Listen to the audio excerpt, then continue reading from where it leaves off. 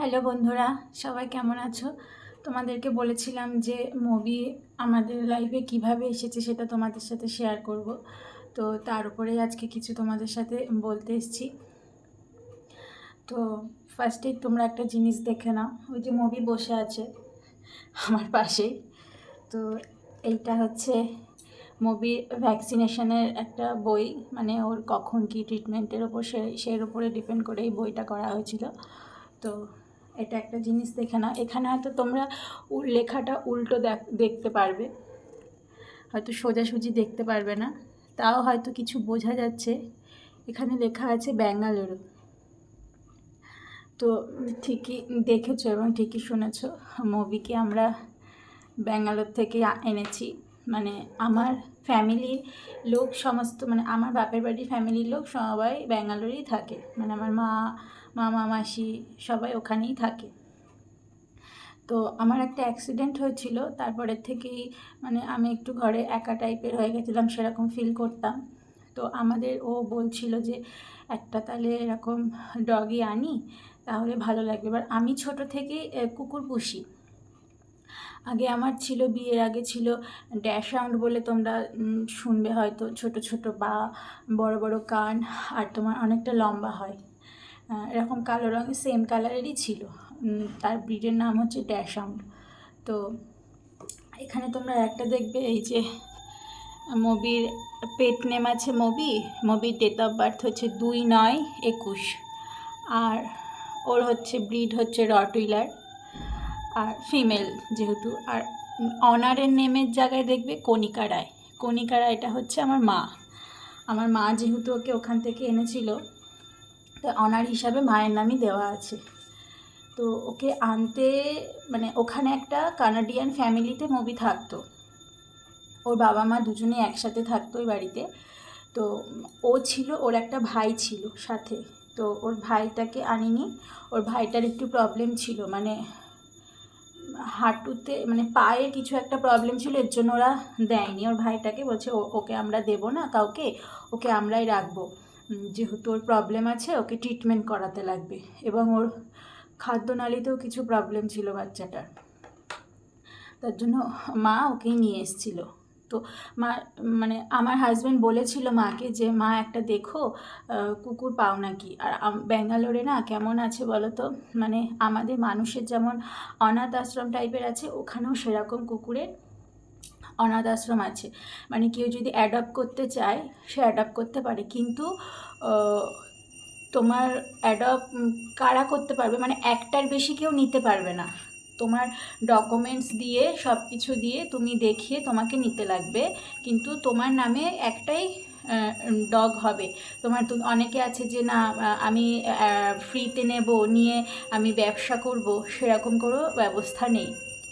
এবং তুমি তাকে ঠিক মতন পরিচর্যা করতে পারবে কি না, তোমার আর্নিং কি আছে, তার উপর ডিপেন্ড করে একজনকে অ্যাডপ্ট দেয় বাচ্চা ওখানে আছে। তাই সেই হিসাবেই আমার বর বলেছিল যে মা তুমি একটা ওখানে দেখো না, নিয়ে এসো, তোমার ডকুমেন্টস দিয়ে তুমি দেখিয়ে নিয়ে এসো। তো মা দেখলো পাশে একটা, এরকম মা যেখানে থাকে তার পাশে একটা আন্টির বাড়ি আছে। তো ওখানে মানে বাচ্চা প্রত্যেক বছরই 2বার করে ওই কুকুরটা বাচ্চা দেয়। তো মা ওই আন্টিটাকে গিয়ে বললো যে এরকম আন্টি তোমাদের বাড়ি বাচ্চা হচ্ছে, তোমরা কি দেবে? তো উনি বয়স্ক করে, যে আছে আন্টিটা বয়স্ক করে, মানে প্রায় 60-65 ওপরে বয়স হবে, উনি ওই কুকুর দুটোকে দেখাশোনা করে।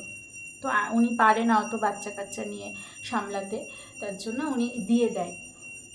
তো যাই হোক, মা তো বলে এসেছে নেবে, এইবার তো ওকে আনতে মানে যে কী অবস্থা হয়েছে সেটা ধারণা করার বাইরে। মানে মানে ওকে, মানে আমরা বলে এসেছি ঠিক আছে নেব, তারপরে যে নিয়ে আসার যে প্রসেসটা, সেটা আমরা কখনো ভাবতেই পারিনি এত ঝামেলা হবে। তো প্রথমে ঠিক আছে মা আসবে ওখান থেকে, এরকম ব্যাঙ্গালোর থেকে কলকাতা। তো মা ট্রেনেই বেশি যাওয়া আসা করে, যদি খুব এমার্জেন্সি থাকে তবে ফ্লাইটে যাওয়া আসা করে।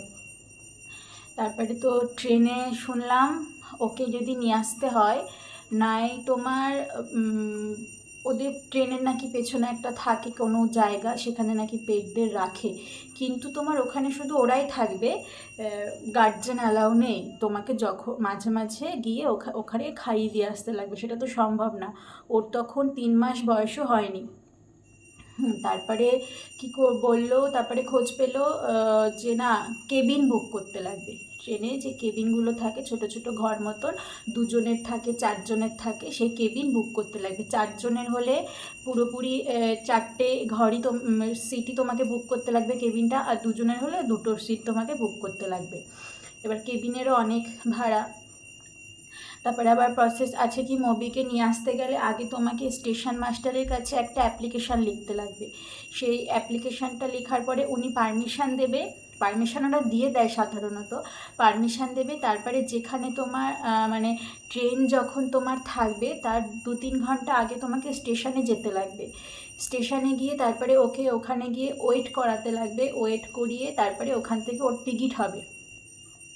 টিকিট হওয়ার পরে তারপরে তুমি ওকে ট্রেনে নিয়ে উঠতে পারবে। তো এবার মা ভাবছে আমি একা একা এত ঝামেলা কি করব। তারপরে চিন্তা করা হলো না, ফ্লাইটে আনা হবে। হ্যাঁ, তারপরে ফ্লাইটে আনা হবে। এবার আমরা তো কখনো এরকম আনিনি, জানিও না। অনেকের কাছে শুনছি যে না, ফ্লাইটে যেহেতু লাগেজগুলো, অনেকে দেখো তো ভিডিওতে নিশ্চয়ই লাগেজগুলো ছুঁড়ে ছুঁড়ে ফেলে। তারপরে অনেকের মুখে শুনছি ওর ভেতরে নাকি যেখানে ও পেটদের রাখে সেখানে নাকি বীভৎস আওয়াজ, অনেক সময় ওদের কোনো অসুবিধা হলে, কোনো হাত দুর্বল হলে মারাও যেতে পারে। মানে নানান টাইপের, নানান দিকের নানান কথা শুনে না, আমি মাকে বলছি কি, আমি ওকে বলছি যে কী গো, থাক ছাড়ো, আনতে লাগবে না ওকে, যদি ওর কিছু হয়ে যায় আমাদের জন্য।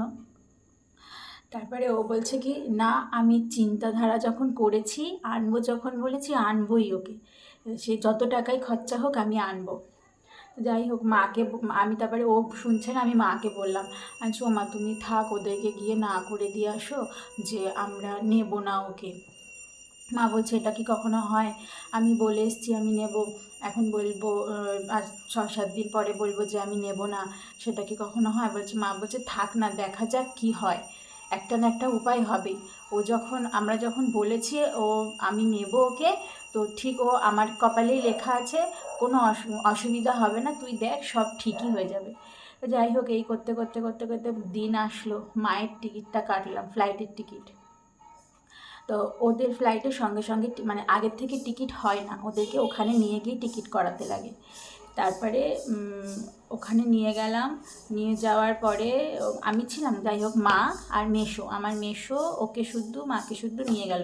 তার আগে প্রসেস কি হয়েছে, হচ্ছে এই বইটা করতে হয়েছে, ওকে ডাক্তার দেখাতে হয়েছে, ও মানে পুরো শরীরের দিক থেকে পুরো ফিট আছে সেই সার্টিফিকেট, মানে ফিট টু ফ্লাইট মানে একটা সার্টিফিকেট হয়, সেই সার্টিফিকেট বার করতে হয়েছে, ওর হার্টবিট থেকে মানে পুরো বডিও চেক আপ করতে হয়েছে। তারপরে তোমার এই বইটা করা হয়েছে, ওকে কিছু ভ্যাকসিনেশন করা হয়েছে। তারপরে ওই সার্টিফিকেটগুলো নিয়ে এসে এইবার ওকে আমার মায়ের সাথে ওকে কেবিনে দেবে না, ওকে আলাদা জায়গায় রাখবে। তারপরে আলাদা জায়গায় রাখার জন্য একটা কেজ কিনতে লাগবে। সেটা যাই হোক, অনেক জায়গায় নানান, আর জানো তো ব্যাঙ্গালোরের মতন জায়গায় সমস্ত জিনিস কত কস্টলি। তারপরে ওখানে গিয়ে এরকম কিছু কিছু পেট শপে যাওয়া হলো, গিয়ে তোমার ওরকম বড় কেজগুলো, যেগুলো ফ্লাইটে নিয়ে যাওয়ার জন্য যে সমস্ত কেজগুলো, ওগুলো খোঁজা হলো। প্রথমে তো মানে অনেক দামি দামি পাচ্ছিলো, 7,000 8,000 এরকম করে। তো ওখানে একটা জায়গায় মার্কেট আছে, তো সেখানে একটু কম দামে জিনিস পাওয়া যায়। তারপরে ওখান থেকে একটা কেজ আনা হলো, তাও তোমার ওই 3 কি 3,500 টাকা মতন এরকম নিয়েছিল। এবং ও যেহেতু ব্রিডটা একটু বড়, তো একটু বড় সড়ও ছিল, ওই 3 মাস বয়স হয়নি, মানে 2.5 মাস মতন বয়স হয়েছিল। তাও তোমার ভালোই বড় সড়ো ছিল, কেজটাও একটু বড় কেনা হয়েছিল। তারপরে যাই হোক, ওকে নিয়ে আসা হলো ওই কেজটাকে। তারপরে মা মেসো সবাই মিলে ওকে নিয়ে ব্যাঙ্গালোর এয়ারপোর্টে গেল। সেখানে যাওয়ার পরে মানে আমরা ভাবতে পারিনি যে ওর টিকিটটা মানে এতটা কস্টলি হয়ে যাবে। আমাদের কাছে সত্যি কস্টলি হয়ে গেছিলো, ধারণা ছিল না যেহেতু। তারপরে ওখানে নিয়ে গেল, ওকে ওয়েট করলো, ওর ওয়েট হলো 8 কেজি। মানে তখন 3 মাস বয়স হয়নি, তখনই হয়েছে 8 কেজি ওয়েট। আর কেচটার ওয়েট হয়েছিল ওরকম 1.5-2 কেজি মতন কেচটার ওয়েট হয়েছিল। সব মিলিয়ে ওর কেচটা শুদ্ধ, ওকে শুদ্ধ টিকিট করলো। ওদের টিকিটের দাম হলো তখন 8,000 টাকা। আর মা তো টিকিটের দাম শুনে কী করবে, কিছু করার নেই। নিয়ে যখন এসছি নিয়ে যেতেই লাগবে, মানে এরকম মানে একটা মানে জিদ টাইপের হয়ে গেছিলো। যাই হোক টিকিট কাটা হলো। তারপরে মা জানতো না যে ওকে মায়ের সাথে ওকে দেবে না প্রথমে। তারপরে তাও একটা মাইন্ড প্রিপারেশান নিয়ে গেছে। আমার মেসো বলেছিল যে দিদি ও যেহেতু অত বড় তো এর জন্য ওকে তোমার সাথে নাও দিতে পারে। যাই হোক তারপরে ওকে মার কাছ থেকে নিয়ে গেল। মাকে শুদ্ধ ওকে শুদ্ধ একটা ফটো তুললো। ফটো তোলার পরে সমস্ত সার্টিফিকেট তো দেখাতেই হয়েছে টিকিট করার আগে। মানে যদি হয়তো আমাদের কুকুর হয়তো অসুস্থ ছিল সেই সময়, ওদের ভেতরের ওখানে অনেক রকমের অনেক কিছু শব্দ টব্দ থাকে, তো অনেক সময় বাচ্চারা ভয় পেয়ে হার্ট অ্যাটাক করতে পারে।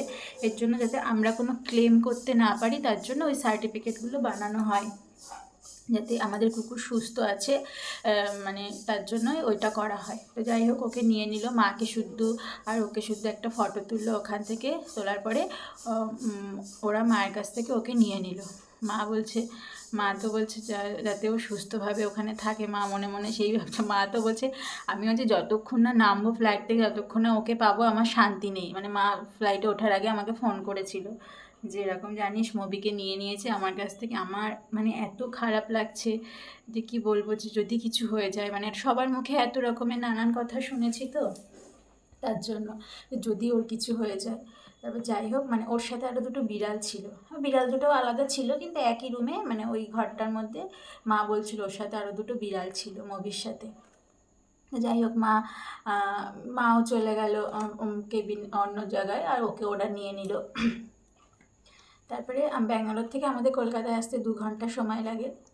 তারপরে আবার এখান থেকে নিয়ে আসবে কিসে, আবার এখান থেকে গাড়ি ভাড়া করা হলো।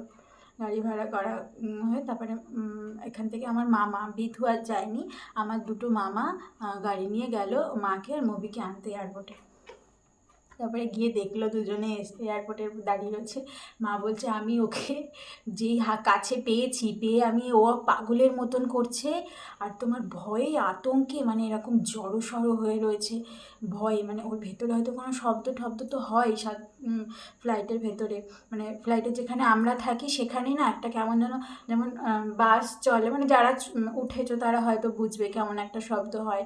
তারপরে যখন ফ্লাইটটা ওঠে কিংবা নামে তখন আমাদের কান ঠান কেমন দম মেরে যায়। ওদেরও হয়তো তেমন কিছু প্রবলেম, আর একা একা যেহেতু ছিল, আর ওর ফ্যামিলির থেকে ওকে নিয়ে আসা হয়েছে, ওর বাবা মার থেকে নিয়ে আসা হয়েছে, একটু তো সমস্যা হবেই ওর। তারপরে মা বলছে আমাকে যখনই ওরা হ্যান্ড ওভার করেছে আমি সঙ্গে সঙ্গে কেজ থেকে ওকে খুলে দিয়েছি বলে ও খুলে দেওয়ার পরে না ও আর খাঁচা থেকে বেরাচ্ছে না, ওই কেজটার মধ্যে থেকে ও বেরাচ্ছে। ও মানে জড়সড় হয়ে হয়ে রয়েছে ভয়ে আতঙ্কে। তারপরে মা ওকে কোলে করে বার করে জল খাওয়ালো। ও ছোটোবেলায় যখন এসছিল মায়ের কাছে তখন ও ফিডিং করতো, অল্প স্বল্প ফিডিং করতো, আর হচ্ছে ডিম খেত, 3 বেলায় ডিম খেত আর গাজর সেদ্ধ খেত। তো মাও সেরকমভাবেই বাড়ি থেকে গাজর সেদ্ধ ডিম সেদ্ধ বেশি করে এনেছিল, ওকে খাইয়ে উঠিয়ে দিয়েছিল, আবার নামিয়ে তখন ওরকম জল খাওয়ালো। তারপরে তোমার আবার খাবার দিচ্ছে আর খাচ্ছে না ভয়ে, মানে মা কীরকম মানে মায়ের গায়ের মধ্যে এরকম করে লেগে রয়েছে, মানে নামবে না, ভাবছে যদি আবার আমাকে নিয়ে যায়, আবার যদি আমাকে ওরকম জায়গায় আটকে রাখে, সেই আতঙ্কে ও মাকে ছাড়ছেই না। তারপরে যাই হোক আমার মামা গেল, মামা কোলে নিয়ে ওকে গাড়ির সামনে বসলো। তারপরে যখন আমার বাড়ির সামনে আসলো গাড়িটা নিয়ে, আমার তো মানে আমি সব পেয়ে গেছি এরকম টাইপের। তারপরে ওকে নামালো গাড়ি থেকে, তারপরে আমি কোলে নিলাম। তখন আরও গাদুস গুদুস ছিল, সুন্দর ছিল, কিউট লাগে। ছোটো যে কোনো পশুই ছোটো অবস্থায়, মানুষের বাচ্চা বলো পশুর বাচ্চা বলো সবাইকে ছোটো অবস্থায় কিউটই লাগে। তো ওরকম গাড়ি থেকে নামাল। এবার আসার পরে না এরকম কি হতো, আমরা ডাকতাম কিছু বলতাম না, অতটা পাত্তা দিত না, আমাদের কোনো ভাষা তখন প্রথম বুঝতো না। যেহেতু ওই যে কানাডিয়ান ফ্যামিলিতে ছিল, ওদের বাড়িতে শুধু ইংলিশ আর হিন্দি ওরা বুঝতো না, হিন্দি ওরা বলতে পারতো না, মানে ওই বাড়িটাতে ওরা মানে যে বলতে পারতো না, কিন্তু আলতো আলতো বুঝতো, কিন্তু ও শুধু ইংলিশ আর কানাডিয়ান এই দুটোই ওদের বাড়িতে চলছিল। তো ও সেটাই অভ্যস্ত হয়ে গেছিলো, অতদিন ছিল। তারপরে আমাদের বাড়ি যখন আসে কোনো রকম কোনো কথা বোঝে না, ভাত খায় না। আমি বলছি তুই তো বাঙালি বাড়িতে এসেছিস, তোকে তো ভাত খেতেই লাগবে। তারপরে ভাত খেত না কতদিন। তারপরে আমি ওই গাজর, এবার আমাদের ওখানে না গাজরটা বলতো কি, আমাদের এখানকার মতন গাজর পাওয়া যায় কিন্তু খুব কম। মানে ওখানে না লাল লাল কেমন লম্বা লম্বা টাইপের গাজরগুলো পাওয়া যায়, ও ওইগুলো খেত। আর আমাদের এখানে যে দেশি গাজর দিতাম সেটা খেতে চাইতো না। তারপরে আস্তে আস্তে গাজর খাওয়া বন্ধ হয়ে গেল। যাই হোক, তারপরে ডিম দিতাম শুধু, দুধ ভাত দিতাম, খেত না। দই ভাত দিতাম, খেত না। কোনো ভাতের কোনো আইটেমই খেত না। ঠিক এরকম তো মুশকিল, আমরা ওকে 3 বেলায় ডিম, 3 বেলায় মাংস, 3 বেলায় মাছ কি করে খাবো? সবসময় তো আর সম্ভব না, ওগুলো তো কিনতেও লাগতো। তারপরে আস্তে আস্তে রুটি খাওয়ানো ধরলাম। ও মা আমার কাছ থেকে রুটি খেত, তারপরে কিছুদিন পরে আবার দেখতাম আমার কাছ থেকে রুটি খেত না, আমার শাশুড়ির কাছ থেকে রুটি খেত। তারপর যাই হোক, শাশুড়ির কাছ থেকে রুটি খাওয়া ধরলো, আমরা দিলে খেতাম, আমরা যদি দিতাম তাহলে খেত না, আমার শাশুড়ি মা দিলে তখন খেত। আস্তে আস্তে রুটি খাওয়াও ছেড়ে দিল। তারপরে দেখি আস্তে আস্তে আমাদের মতন ভাত খাওয়া ধরলো। তারপরে খাওয়া দাওয়া নিয়ে তখন অসুবিধা হতো না। তারপরে তোমার মোবিল এরকম প্রায় শরীর খারাপ হতো। তো কেন এত শরীর খারাপ হয়। তারপরে তো ওর প্রায় শরীর খারাপ হয়, প্রত্যেক বছরে 2বার 3বার শরীর খারাপ হবে। কেন হয় যায় না, মানে বছরে 2বার 3বার ডাক্তার না ডাকলে ওর হয় না। মানে মানুষের মতন কিছু কিছু মানুষের, মানে আমারও ছিল ছোটোবেলায়, মা বলে নাকি আমি নাকি মানে যতই শরীর খারাপ হোক, যতই ওষুধ বেটে খাওয়াক, মানে ডাক্তারের গায়ে হাত না দিলে, আমার মানে ডাক্তারকে ভিজিট না দিলে আমার শরীর ভালো হতো না। ও হয়েছে সেরকম, মানে ডাক্তারকে ভিজিট না দিলে ওর শরীর ভালো হবে না। ঘুমাচ্ছে এখন। যাই হোক, তো এইভাবে আস্তে আস্তে মুভি এরকম করে, মানে বলতে গেলে হঠাৎ করেই আমাদের লাইফের ও আসার পরে আমরা সত্যিই খুব হ্যাপি ও আমাদের লাইফে যে এসছে। মানে আমার পশু পোষার এক্সপিরিয়েন্স ছোটো থেকেই আছে। আমার বাড়িতে কুকুর ছিল, গিনিপিগ ছিল, খরগোশ ছিল, পায়রা ছিল, মুরগি ছিল। তারপরে আমি ইঁদুর পুষতাম, সাদা ইঁদুর, তোমরা জানো সাদা ইঁদুর পুষতাম, টিয়া পাখি, মানে মামাবাড়ি থাকতাম ওখানে সব ছিল। মানে পশু পুষতে আমার ছোটো থেকেই খুব ভালো লাগে। তারপরে এই যে এইভাবেই মুভি আসা। আর একটা ভালো কথা তোমাদের, নেক্সট মান্থে মুভির বার্থডে, 2 তারিখে, 2/9/21 মুভির বার্থডে। আমাদের বাড়িতে আসার পরে ওর ফার্স্ট বার্থডেটা সেলিব্রেশন করেছিলাম, ছোটো করেই করেছিলাম। যেহেতু মানে সত্যি কথা বলতে আমার শ্বশুর বাড়িতে প্রথমে, মানে আমার শাশুড়ি তো একদমই কুকুর পছন্দ করতো না, এখনও অতটা করে না, কিন্তু ও যেহেতু থাকতে থাকতে একটা মায়া জন্মে গেছে। তো আমার বাড়িতে অনেকেই কুকুরের জন্য আসে না, জানো তো আমাদের বাড়িতে। তো ওই বাড়ি কুকুর আছে, যাবো না। আমার মানে সত্যি কথা বলতে আমার বড় যাই আসে না কুকুর আছে বলে আমাদের বাড়িতে। আমার বড় যা আমাদের এখানে থাকে না, বাইরে একটু আমাদের থেকে দূরে থাকে। ও কুকুরের ভয়ে আমাদের বাড়িতে আসে না। এরকম অনেক লোকই আছে যে না ওই বাড়িতে কুকুর আছে, আসবো না। তা আমার বড় আবার বলে কি, থাক তাহলে আমি আরও 10টা কুকুর পুষবো। তো এখন এমন হয়ে গেছে না, মানে ওর প্রতি এতটাই মানে মায়া জন্মে গেছে না, মানে সত্যি কথা, মানে আমার নিজের সন্তান নেই, কিন্তু ও আছে বলে সেটা না মনে হয় না। মানে ওকে খাওয়ানো, স্নান করানো, মানে সব কিছুই আমি নিজে হাতেই করি। আমাদের ও হয় খুব কম করে, ও অতটা মানে পারে না, আমার মতন করে পারে না। এর জন্য আমি যদি কোথাও যাই ওর মাথা খারাপ হয়ে যায়। আমি কিছুদিন আগেই মায়ের কাছে গেছিলাম ব্যাঙ্গালোরে, আমাদের মাঝে মাঝেই যাওয়া হয়। 10 দিনের জন্য গেছিলাম। তো ও রীতিমতন অফিস থেকে ছুটি নিয়েছিল 4 দিনের, আর 5 দিন আর 6 দিন মানে হাফ হাফ করে ডিউটি করে চলে আসতো। এদিকে মানে ওর যাতে কিছু না হয় সবসময় সেই চেষ্টা করবে, কিন্তু তোমার ওর যাতে এদিকে আবার ওকে ছাড়া থাকতেও পারবে না, আবার এদিকে মানে ওর জন্য বেশি কিছু করবেও না, মানে হাতে করে যে করবে ও খাওয়াতে পারে না। আমি যেমন খাইয়ে ঠাইয়ে দিই, ও সেটা পারে না খাওয়াতে। তো এইভাবেও আমাদের লাইফে আসা। আর নেক্সট মান্থে মুভির জন্মদিন আছে 2 তারিখে, সেটাও তোমাদের সাথে শেয়ার করব। তো তোমরা সবাই খুব ভালো থেকো, আর আমার মবিকে সবাই আশীর্বাদ করো, ও যাতে সবসময় খুব ভালো থাকে, সুস্থ থাকে। বাই, আসছি।